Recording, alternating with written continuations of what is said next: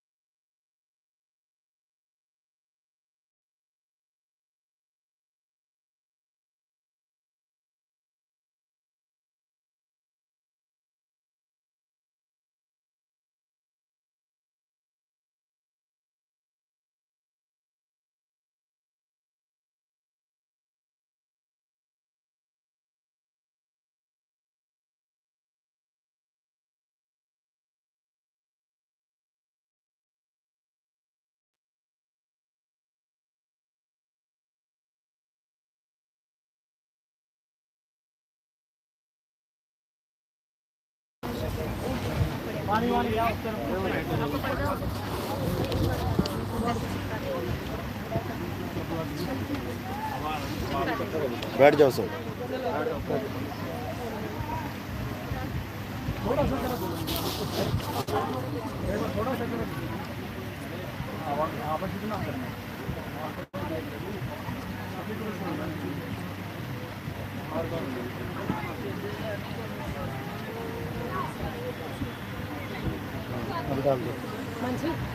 अरे कितने डालोगे, डल तो होंगे।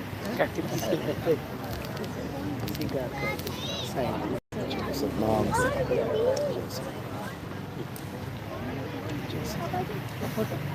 बस हो गया। दादीमा भी आ गया, आ जाओ, मम्मा भी साथ में आ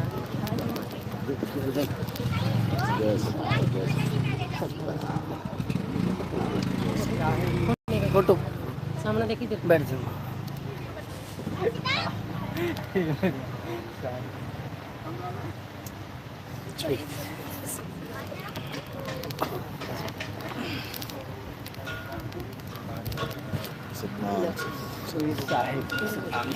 मुझे प्रणाम।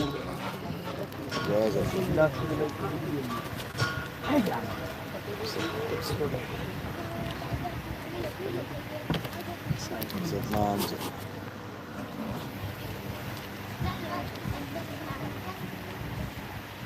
माइक लो।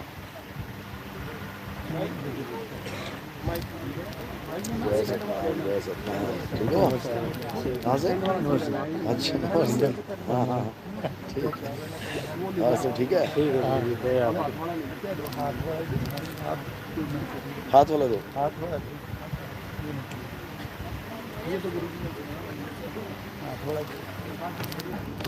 जय सतनाम। और ठीक हो? पहले हम बोले साहब आ गया। हम बोले बोलो बोलो।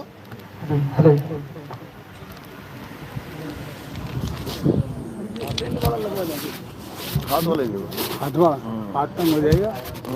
ये भी स्टैंड लगवा देते हैं, इसीलिए स्टैंड वाला। हेलो स्टैंड वाला ले लो।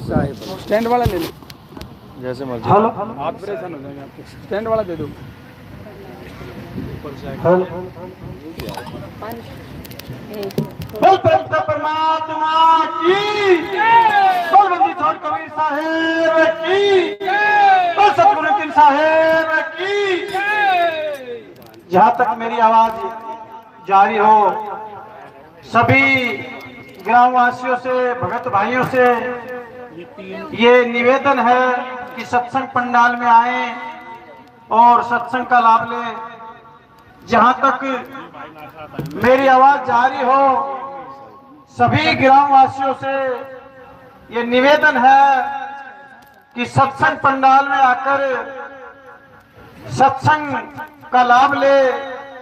कुछ ही मिनटों में सत्संग शुरू होने जा रहा है। ये जितने भी भगत भाई ये बाहर घूम रहे हैं, सभी अंदर आए, सत्संग पंडाल में आके अपना स्थान ग्रहण करें। कुछ ही मिनटों में सत्संग शुरू होने जा रहा है। आप सभी जय घोष करेंगे।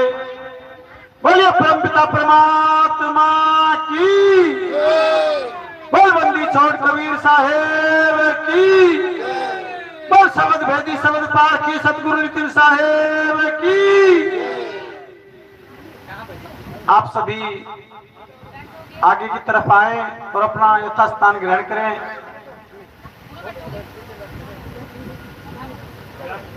ये जो चौक में है, ये घर में जो व्यक्ति हैं, भगत भाई हैं, ये सभी पंडाल में आए। आप सभी बैठ के शांति से सत्संग प्रदान करेंगे, सत्संग को सुनेंगे, श्रवण करेंगे। साहेब बंदगी सतनाम फोटो ले अभी कट के गए हो। फोटो आनी थी तुम्हारी पुरानी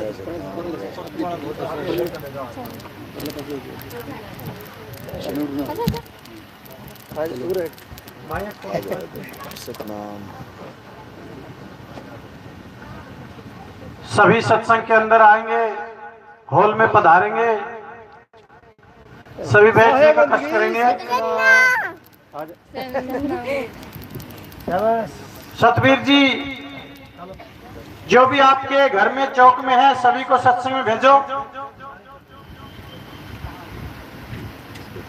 मोड़ दी थोड़ा हो गया, हो गया।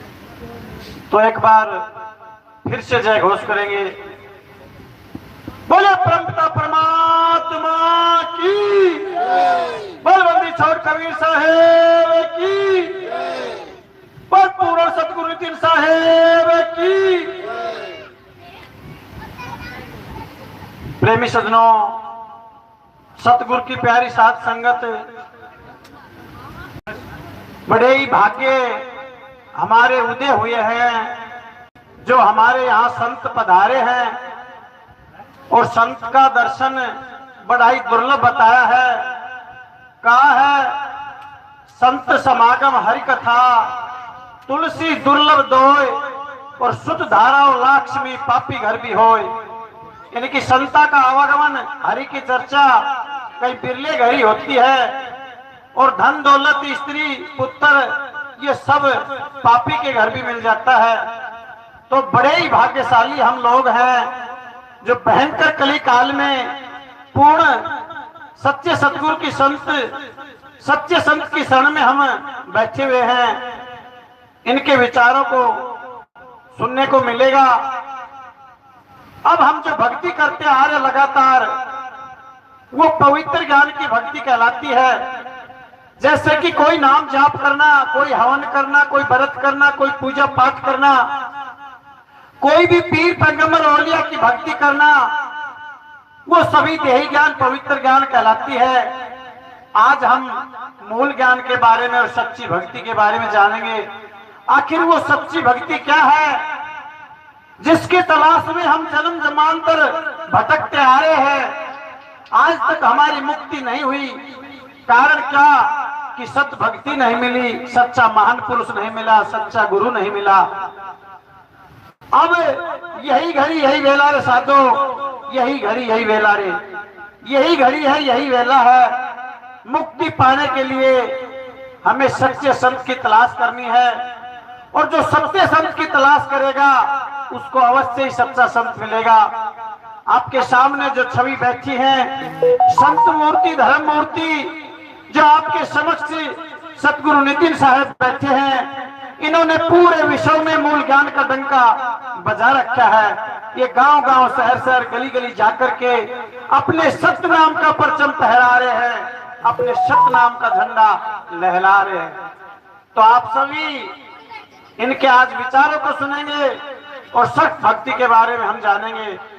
ये साहिब कबीर का संदेश लेके चल रहे हैं और आप तक पहुंचा रहे हैं। आखिर साहिब कबीर कहना क्या चाहते हैं, आखिर साहिब कबीर ने क्या खुलासा किया हुआ हमारे लिए, उन्होंने वाणियों में क्या बोला है और आज तक हम समझ के आ गए। उन्होंने कहा है, हर घट मेरे साइया और सुन्नी शेज ना कोय, और बलिवा घट की जा घट प्रगट होए। यानी कि हर घट मेरे साइया, वो हर घट में रमे हुए हैं। एक होता है तन घट, एक होता है मन घट, एक होता है आत्म घट। तो प्रेमी सज्जनों, ये तन घट को छुटा के और मन घट को छुड़ा के और उस आत्म घट का ज्ञान बताते हैं, आत्म घट की पहचान बताते हैं, आत्म घट में आपको समाना सिखाते हैं। कहा है, आत्म चीने परमात्म चीने और गुरु का आवे सोए, और यह भेद काया से बाहर पूछे बिरला कोई। प्रेमी सज्जनों, कबीर ज्ञान जो है ये सब ज्ञानों में श्रेष्ठ है, फुल एंड फाइनल ज्ञान है, पीएचडी का ज्ञान है। कबीर साहब का ज्ञान जिसने समझ लिया, शेष जानना बाकी नहीं रहेगा, शेष समझना बाकी नहीं रहेगा। तो आज हम उस साहिब कबीर की महिमा को, साहिब कबीर के ज्ञान को भली भांति बहुत सरलता से समझेंगे। वैसे तो उन्होंने कहा है, अरे लाखों में कोई समझ न पैया, कोटि मध्य जानेंगे, और कहत कबीर सुनो भाई साधो, हमें बिरले हंस पहचानेंगे। हम सभी किसी न किसी गुरु के रास्ते होकर के आज सतगुरु के पास पहुंचे थे। पूर्व जो हमें गुरु मिले थे वो गुरु जरूर थे, परंतु वो गुरु भक्ति के लिए थे, वो गुरु देही गुरु थे।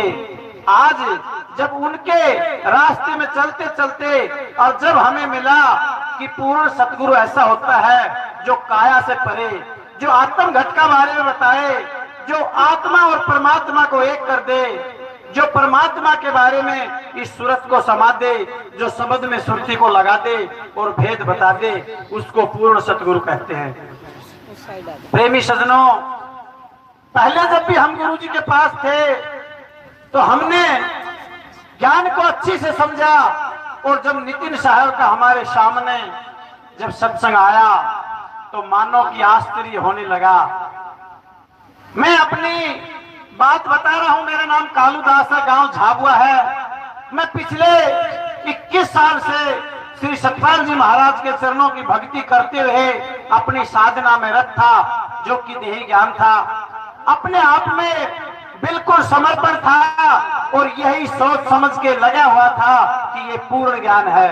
परंतु लॉकडाउन के समय में जब दुनिया को मरने का खतरा था तो हमें भी यही खतरा सता रहा था। आखिर मरना तो है, परंतु क्यों ना संतों के विचार सुन के मरे, क्यों ना संतों की बातों को सुन के मरे। तो हम संत शिरोमणि आदरणीय सतपाल जी महाराज के सत्संग सुन रहे थे। उनके बाद में उनका परम शिष्य हर संतोषानंद है, जो कि महात्माओं में सिरताज है, हम उनका सत्संग सुन रहे थे। सुनते सुनते अचानक से काली स्क्रीन पे मोबाइल पे लिखा आया, नितिन साहब का सत्संग, जाप मरे अजपा मरे अनहद भी मर जाए और सूरत समावे शब्द में ताको काल खाए। हमने सोचा ये कौन गपोर ठोक रहा है, इससे हमने लठ बजाना है, इसके साथ लड़ाई करनी है। और ये कौन झूठ बोल रहा है जो अजपा को भी मार रहा है और अनहद को भी मार रहा है, ये तो सभी संतों को झूठ बता रहा है। आखिर सज्जनों क्या बताए, हमने जब इनके सत्संग खोले, इनके प्रमाणों के सामने, इनके आध्यात्मिक वचनों के सामने, इनके मूल ज्ञान के सामने हमने घुटने टेक दिए। हमने अपने दंडवत प्रणाम करके इनका मूल ज्ञान समझा, क्योंकि इनका ज्ञान प्रमाण के साथ था, इनका ज्ञान पूरे पुख्ता प्रूफ के साथ था। इन्होंने जो वाणियां खोली हैं वो कोड सहित पूरी पुख्ता खोल रखी है। इन्होंने ऐसी ऐसी कबीर साहब की वाणियों को खोला है जो आज तक लगातार हम सिर्फ और सिर्फ सुनते आ रहे थे, परंतु उनकी ABCD भी नहीं जानते थे। इन्होंने हमें बताया, अब तेरा साई तुझ में जाग सके तो जाग। अब तू कौन है, ना तू देही है और ना तू इंद्री है, और तू है क्या, तेरा साई तुझ में है, शरीर में नहीं। क्योंकि इन्होंने कहा कि ये तन विस्की बेल रही, ये तन तो विस्की बेल रही है। जब इसमें विस्की बेल रही है तो अमृत कहां से आएगा? गुरु अमृत की खान। इन्होंने बताया अब जिस गुरु की महिमा शास्त्रों में गाई गई है वो अमृत की खान, यानी कि वो गुरु मरने वाला नहीं है।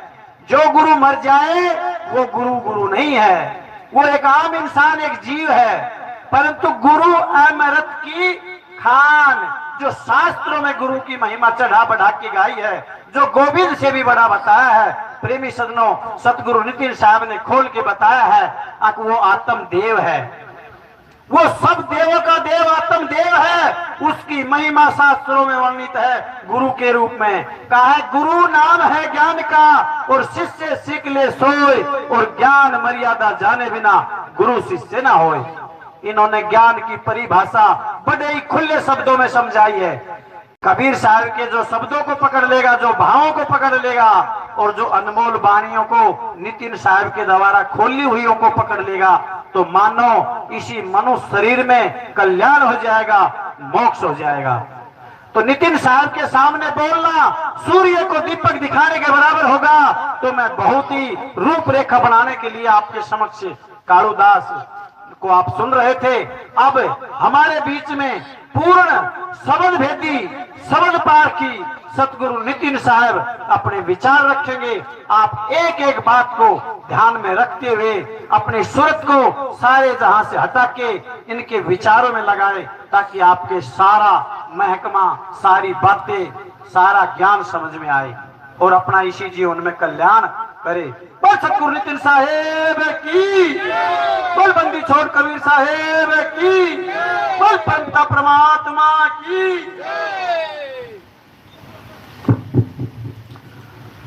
साहेब बंद की सतनाम। तो आज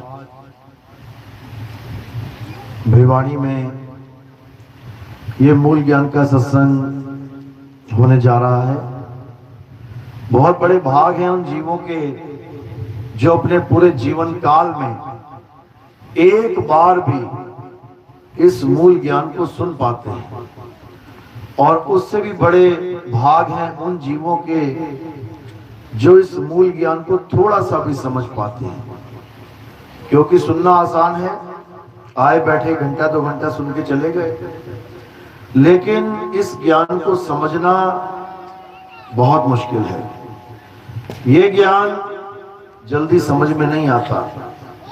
जब तक परमपिता परमात्मा की अपार कृपा ना हो, जब तक परमपिता परमात्मा की दया ना हो, तब तक ये ज्ञान किसी के समझ में नहीं आ सकता। सुन भले लो, सुन के चले जाओ। तो मालिक की कृपा जब होती है तब एक एक बात समझ में आने लग जाती है। ऐसा कुछ होता ही नहीं है जो तुम्हारी समझ में ना आए, लेकिन ये तब होगा जब परमात्मा ने तुमको चुन लिया है। हजारों लाखों लोगों में, करोड़ों लोगों में अगर तुम्हें चुन लिया मालिक ने, तो तुम्हें इस ज्ञान के अलावा और कोई ज्ञान भाव ही नहीं सकता।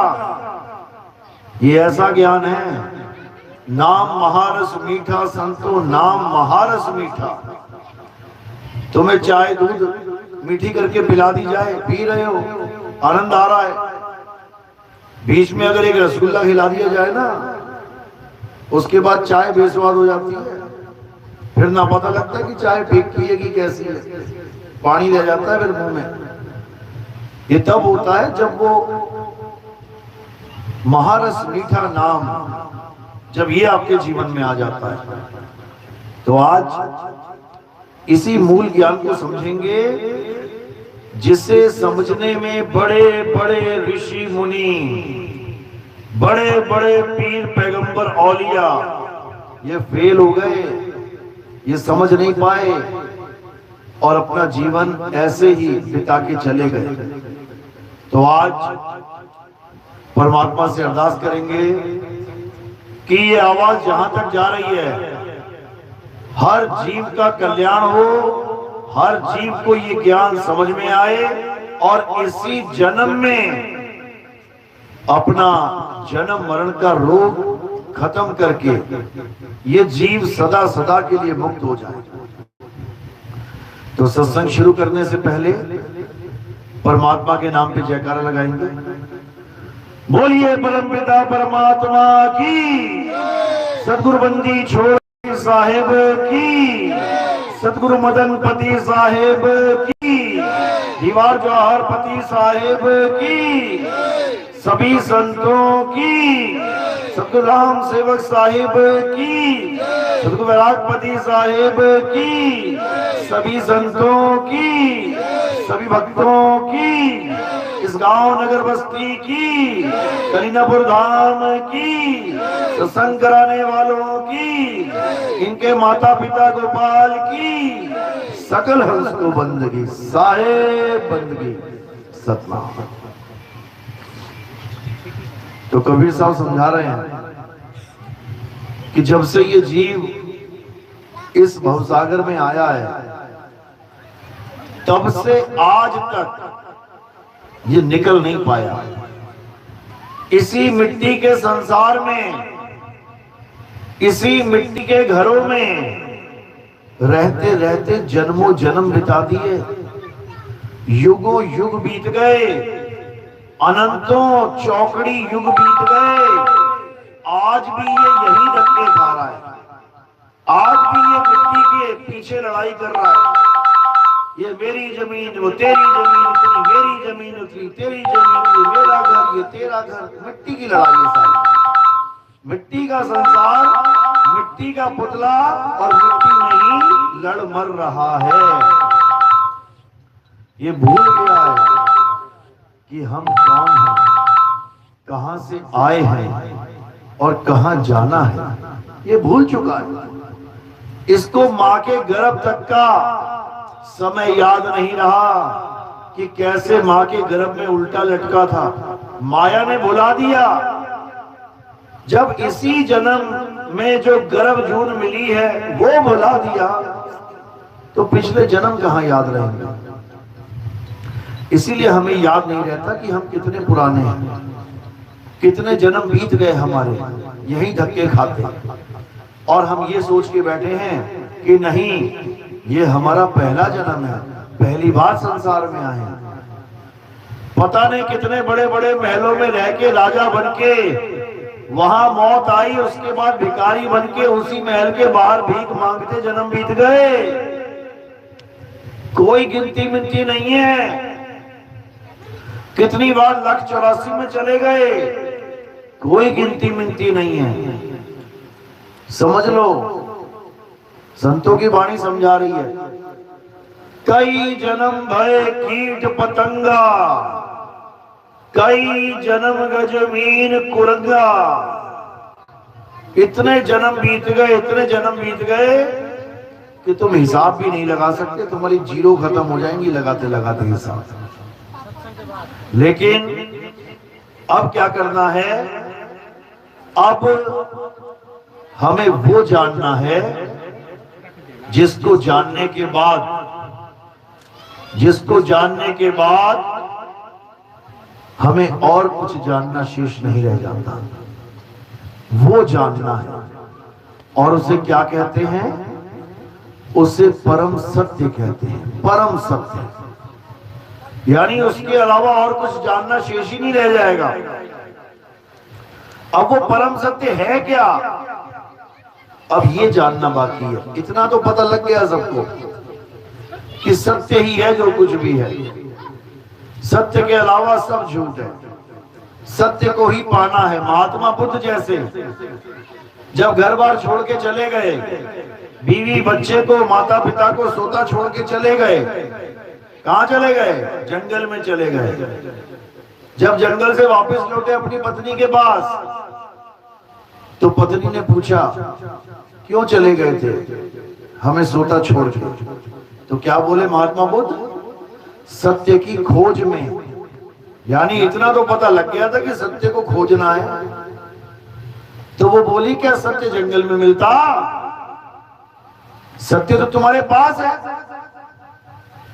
तब वो क्या बोले, बिल्कुल सही बात है, सत्य हमारे पास है, लेकिन कोई बताने वाला नहीं था, इसलिए जंगल में जाना पड़ा। क्योंकि उस समय जितने भी ऋषि मुनि होते थे, जितने भी भक्ति करने वाले लोग होते थे, वो क्या करते थे, वो शहरों को छोड़ के जंगल में चले जाते थे ताकि उन्हें कोई डिस्टर्ब ना करे। जंगली जानवरों का डर होता था, लोग जंगल में घुसते नहीं थे, और वो लोग जंगल में रहते रहते जानवरों से दोस्ती कर लेते थे। उनको कोई कुछ नहीं कहता था, वो अपना मस्ती में लीन है, भक्ति में। तो उन लोगों से मिलने के लिए, उन लोगों से सत्य की मार्ग, सत्य का रास्ता जानने के लिए मुझे जंगल में जाना पड़ा। लेकिन आज देखो कितना भाग्यशाली है ये जीव, अब किसी को जंगल में जाने की जरूरत नहीं है। अब घर बैठे सत्य मिलेगा।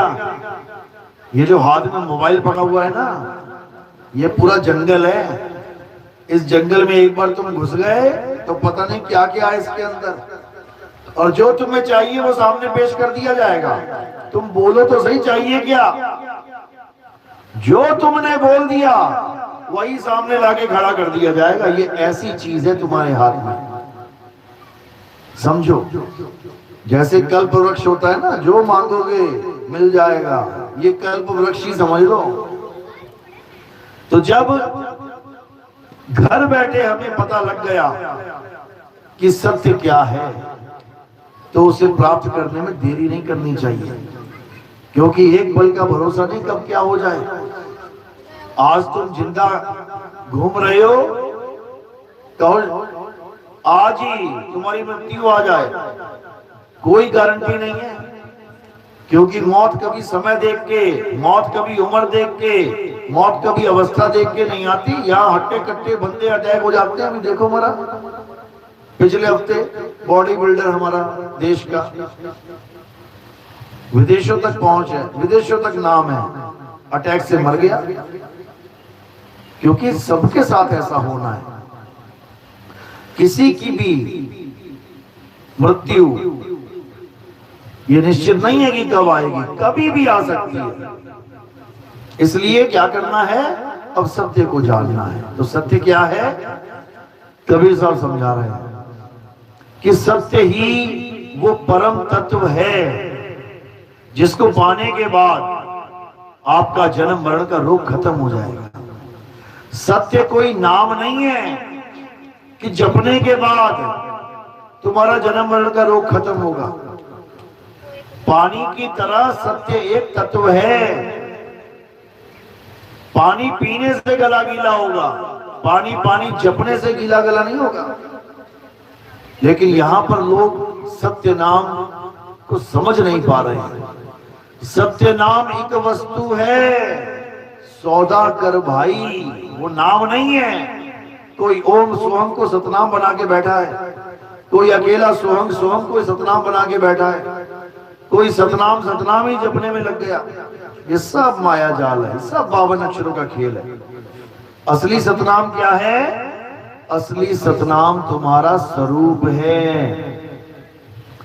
असली सतनाम तुम्हारा सत्य स्वरूप है। सत्य नाम कोई नाम नहीं, ये है आपन रूप, और जो जाने इस भेद को पावे आप स्वरूप। तुम्हारे पास दो स्वरूप है, एक काया स्वरूप जिसे तुम अपना स्वरूप मान बैठे हो, और एक आत्म स्वरूप जिसका भेद तुम्हें पता नहीं है। काया स्वरूप को तो तुम देख ही रहे हो, जो नाशवान है, एक दिन खत्म हो जाएगा। और आत्म स्वरूप को तुम देख नहीं पा रहे हो, वो अविनाशी है, अजन्मा है, नित्य है। तो गुरु क्या करता है, गुरु सार सार को ग्रहण करवा देता है और असार को छुड़वा देता है। सतगुरु ऐसा चाहिए जैसा सूप सुहाए, सार सार तो गही रहे, थोथा दे उड़ाए। सार सार तो ग्रहण करवा देगा। सार क्या है, सत्य नाम है सार।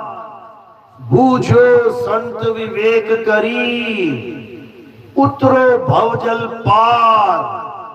सतगुरु का उपदेश यही, सत्य नाम है सार। यानी सत्य नाम क्या है, तुम्हारा सत्य स्वरूप है, उसको जानो। तो जब तक सतनाम को नहीं जान पाए, तब तक असत्य के साथ ही जुड़े रहोगे। सतनाम कोई मंत्र जंतर नहीं है भाई, सतनाम तुम्हारा अखंड सत्य स्वरूप है, जिसे हम शब्द स्वरूप भी कह देते हैं। शब्द स्वरूप हमारा, आपका और परमात्मा का शब्द स्वरूप एक ही है।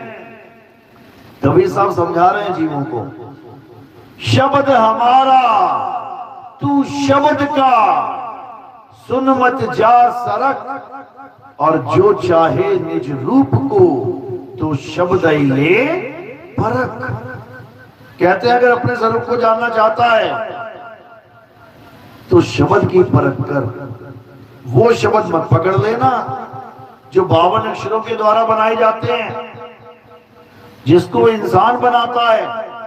हिंदी के नाम, पंजाबी के नाम, उर्दू के नाम, फारसी के नाम, अरबी के नाम, Dutch, French, Spanish, Portuguese, Chinese, Japanese, Taiwan, जितने मर्जी बना लो, ये सब इंसानों ने बनाए हैं। और ये सब अक्षर बना के उसी के तमाम नाम बना दिए, लाखों करोड़ों नाम बना दिए। लेकिन कबीर साहब इन नामों की महिमा नहीं गाते कि राम नाम की लूट है, लूट सके तो लूट, अंत काल पछताएगा, प्राण जाएंगे छूट। इस दोहे को पकड़ के लोग कहते देखो कबीर साहब राम जी के भगत थे, राम राम जपते थे। अभी उन नादानों को नहीं पता कि कबीर साहब कभी राम राम नहीं जपते थे। कबीर साहब राम का भेद बताते थे। एक राम दशरथ का बेटा, एक राम घट घट में बैठा, एक राम का सगल पसारा, एक राम तीनों से न्यारा। वो भेद बता रहे हैं राम का। और उनका एक राम नहीं है, चार चार राम है यहाँ पे। एक राम दशरथ का बेटा जो त्रेता युग में आए थे, राजा दशरथ के यहाँ पुत्र बनके, वो त्रेता में आए थे। तो सतयुग में कौन सा राम था? क्योंकि उनका नाम भी भगवान के नाम पे रखा गया था। दशरथ जी राम राम राम का जाप करते थे, इसलिए बेटे का नाम राम ही रख दिया, ताकि बेटे को भी बुलाऊंगा तो भगवान का नाम निकलेगा मुंह से।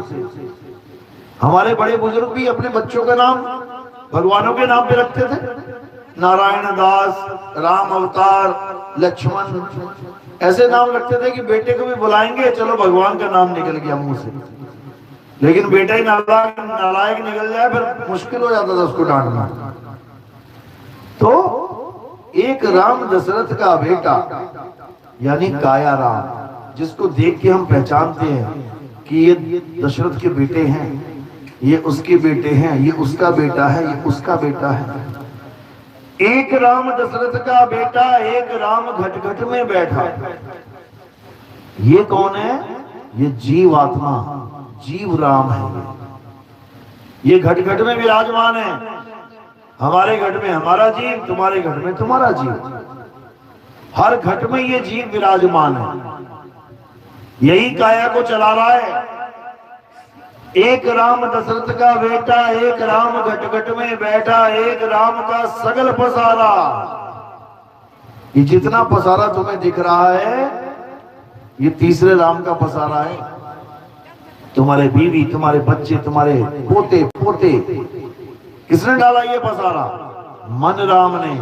अच्छा खासा अकेला है तो दुनिया में, अकेला से दुकेला हो गया, दुकेला से चुकेला हो गया, चुकेला से अटकेला भी हो गया कहीं तो ये सब मन का पसारा है। बोल रहा है अकेले आएंगे, अकेले जाएंगे, लेकिन साथ में पूरी फौज बनाएंगे। ये कह रहा है, मन के सहारे चल रहा है, जैसा मन कह रहा है करता चला जा रहा है। तो ये तीसरा राम कौन है? ये मन राम है। एक मकान से दो, दो से चार मकान, एक किले से दो, दो से चार किले, एक बिजनेस से दो बिजनेस, दो से चार बिजनेस, बढ़ते ही जा रहे हैं। इसका पसारा रुकता ही नहीं कहीं। तो ये मन पसारा है, मन का राज है, मन राम है। और चौथा, एक राम तीनों से न्यारा। उसे तुम परमात्मा कह लो, उसे तुम आत्म राम कह लो, उसे तुम आत्म देव कह लो, वो एक ही है जो तीनों से न्यारा, इन तीनों से न्यारा है। उसको जानकर इस जीव का कल्याण होगा। अगर उसे नहीं जान पाए तो किसी का कल्याण होने वाला नहीं, यही धक्के खा के निकल जाओगे। तो कबीर साहब उसकी पहचान बता रहे हैं कि वो असली नाम बोलने, लिखने, पढ़ने में नहीं आता। वो असली शब्द जिससे हर जीव की मुक्ति होगी, बोलने, लिखने, पढ़ने में नहीं आता। अरे शब्द शब्द सब कोई कहे, वह तो शब्द विदेह जीपा पे आवे नहीं, निरख परख कर ले। वो जीप पे नहीं आता मेरे भाई, कि तुमने किसी भाषा के नाम को रटना शुरू कर दिया और सोचो कि ये सतनाम है। नहीं है, बिल्कुल नहीं। तो सतनाम क्या है?